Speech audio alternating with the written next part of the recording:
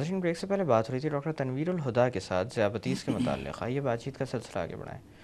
Doctor साहब, जैसे कि प्रोग्राम के इब्तिदा में हमने बात की थी कि वो पेचीदगियाँ जो कि बढ़े हुए शुगर लेवल्स की वजह से सामने आती हैं, वही सबसे बड़ा ख़तरा होती हैं जिनसे हम बचाने की कोशिश कर रहे होते हैं। पूरे इलाज का जो सबसे बड़ा हदफ होता है वो यही होता है। इसी हवाले से मैं आपसे पूछना चाहूँगा कि इलाज शुगर को सही तौर पर कंट्रोल करने के अलावा किन चीज़ों पर ध्यान देना चाहिए ताकि कॉम्प्लिकेशंस अगर होने लगें तो उनको सही वक्त पर पकड़ा जा सके जब उनके अंदर कोई इलाज मुमकिन हो, ना कि उस वक्त जबकि बात हाथ से निकल चुकी हो। ये बड़ा अच्छा सवाल किया आपने, इसलिए कि अक्सर औक़ात सारा फोकस डायबिटीज़ केयर में कभी कभार कुछ लोग, कुछ डॉक्टर्स और पेशेंट सिर्फ शुगर पे कर लेते हैं। तो it's not just sugar, sugar के साथ ब्लड प्रेशर, कोलेस्ट्रॉल, इन तीनों को अच्छा कंट्रोल होना ज़रूरी है, अगेन ताकि आपका फ्यूचर रिस्क ऑफ प्रॉब्लम्स कम से कम हो। दूसरा, जिन कॉम्प्लिकेशंस की हम बात कर रहे हैं उनको हमने डिटेक्ट भी तो अर्ली करना है ताकि उन्हें हम रोक सकें, या अगर कुछ हो तो हमें फ़ौरन ट्रीट कर सकें। तो उस हवाले से जो एक बड़ी ज़रूरी चीज़ है वो ये कि हर डायबिटिक पेशेंट को अपनी आंखें किसी आई डॉक्टर से ज़रूर चेक करानी चाहिए, एटलीस्ट वंस अ ईयर। चाहे आंखों में कोई मसला हो चाहे ना हो, चाहे विजन का मसला हो चाहे ना हो। और मैं डॉक्टरों से रिक्वेस्ट करूँगा, जनरल फिजिशियन से, जिनके पास पेशेंट जाके ये कहते हैं कि जब अपनी आँखें चेक करा ली हैं, ज़रूर पूछ लिया करें कि क्या चश्मे चेक कराएं, किसी ऑप्टोमेट्रिस्ट को दिखाया या आई डॉक्टर को दिखाया, और उसने क्या आंखों में कतरे डाल के पुतलियों को फैला के पीछे पर्दों को देखा है कि नहीं। इसलिए कि that's what we want in diabetic patients, क्योंकि आंखों के पर्दों का चेकअप हो, क्योंकि जब उस पर इनिशियल छोटे छोटे धब्बे पड़ते हैं तो उसका इलाज हो सकता है, लेकिन अगर वो नेगलेक्ट हो जाए, कई सालों बाद वो एक बड़ा धब्बा बन जाए, तो फिर उसका इलाज नहीं हो सकता। तो ये वो चीज़ें जो हम अपनी बीनाई को ख़राब होने से रोक सकते हैं। तो अपने हर साल एक आई डॉक्टर को ज़रूर दिखा लिया करें। दूसरा, डॉक्टर्स हमेशा गुर्दों का टेस्ट ऑफ ऑन चेक करने को कहते हैं, टू सी कि कोई उस पर असर तो नहीं आ रहा। हम अक्सर औक़ात यूरिन का एक टेस्ट कराते हैं, यूरिन माइक्रोएल्बुमिन, ब्लड के 1-2 टेस्ट कराते हैं, ये देखने के लिए कि गुर्दों पे बहुत ही अर्ली असरात तो नहीं आ रहे, ताकि अगर वो आएँ तो हम पेशेंट्स को कुछ ऐसी दवा पे डाल सकें कि वो हम प्रिवेंट कर सकें।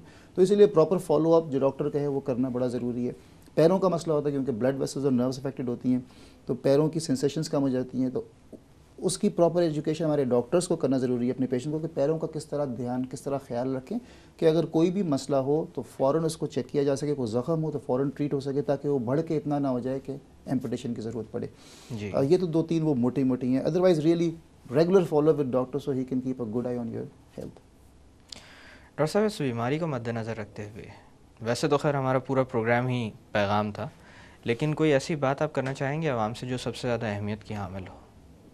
आई थिंक नटशेल में 3, फ़िज़िकल एक्टिविटी को बहुत अहमियत दें। जैसे मैंने शुरू में भी कहा था कि single most important thing that we can do to prevent type 2 diabetes या delay type 2 diabetes is physical activity.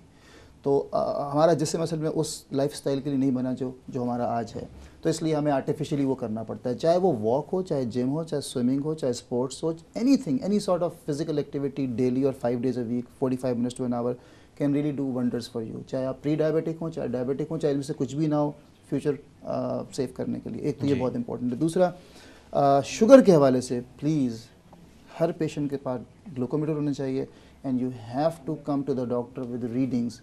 आपका फ़ायदा है इसलिए कि you will get the most out of that visit. आपकी दवाएं प्रॉपर एडजस्ट होंगी, आपकी शुगर कंट्रोल होगी। जैसे मैंने कहा, sugar is a number, you have to check it, ताकि वो हम उसको देख सकें वो सही है कि नहीं। और तीसरा ये है कि insulin is not such a bad thing as we think. और आई थिंक उसमें हमारा डॉक्टर्स और पेशेंट्स और हमारी सारी कम्युनिटी का मिलकर कसूर ये है कि over a period of decades हमने इंसुलिन को इतना लेट इस्तेमाल करना शुरू करते हैं कि by that time patients already complications में होते हैं। इसलिए अक्सर औक़ात पेशेंट ये कहते हैं कि जी हमारे फ़लाँ जानने वाले के साथ इंसुलिन शुरू हुई थी और वो बीमार पड़ गया और ये हो गया, इंतकाल हो गया, तबीयत ख़राब हो गई। वो इसलिए होता है कि हम लेट शुरू करते हैं। इट्स अ कोइंसिडेंस, इंसुलिन की वजह से नहीं होता। इंसुलिन तो दवा भी नहीं है, इंसुलिन तो एक केमिकल है जो हमारे जिस्म में होता है, वो बाहर से भी नहीं आ रहा होता। तो उससे इतना ना डरें। जहाँ तक नीडल का ताल्लुक़ है, if you use needle for few days, आपका फियर वैसे ही ख़त्म हो जाता है। हाइपोग्लाइसीमिया नहीं होना चाहिए अगर आप और डॉक्टर सही से काम कर रहे हो। कॉस्ट ऑफ इंसुलिन की ग्रेजुअली, अल्लाह का शुक्र है, कम होना शुरू हो गई है। और इंसुलिन हमारे पेनक्रियास को सही टाइम पे अगर स्टार्ट करें इंसुलिन तो बचा भी सकती है। तो प्लीज़ इंसुलिन अगर डॉक्टर तजवीज़ करता है तो उसको समझें और सही टाइम पे इंसुलिन स्टार्ट करें। यानी अगर वो ज़रूरत बन ही गई हो तो ज़रूरत को पूरा किया जाए। डॉक्टर साहब, एक दफ़ा फिर आपका बहुत बहुत शुक्रिया कि आज आप तशरीफ़ लाए और बहुत सारी अहम मालूमात हमें फ़राहम की। नाज़रीन, प्रोग्राम के अख्ताम पे जाते जाते जो बात मैं आपसे करना चाहूँगा वो ये है कि जहाँ तक मुमकिन हो सके अपने इलाज में अपने मुआलिज के साथ ताउन करें। और इसके अलावा एक चीज़ और जहन में रखें, तकलीफ़ एक ऐसा इशारा होती है जो बहुत सारी बीमारियों में बहुत ज़्यादा कारआमद होती है। ज़ियाबतीस के साथ होने वाला सबसे बड़ा अलमिया ये होता है कि इंसान के अंदर तकलीफ़ का एहसास ख़त्म होता जाता है, या आपकी नर्व्स कुछ इस तरह से डैमेज हो जाती हैं कि आपको तकलीफ़ नहीं होती। इस वजह से बहुत सारी कॉम्प्लिकेशंस या पेचीदगियाँ जब सामने आती हैं तो लोग उनको नज़रअंदाज करते हैं और सही वक्त पर सही मुआलिज के पास जाते नहीं हैं रुजू करने के लिए।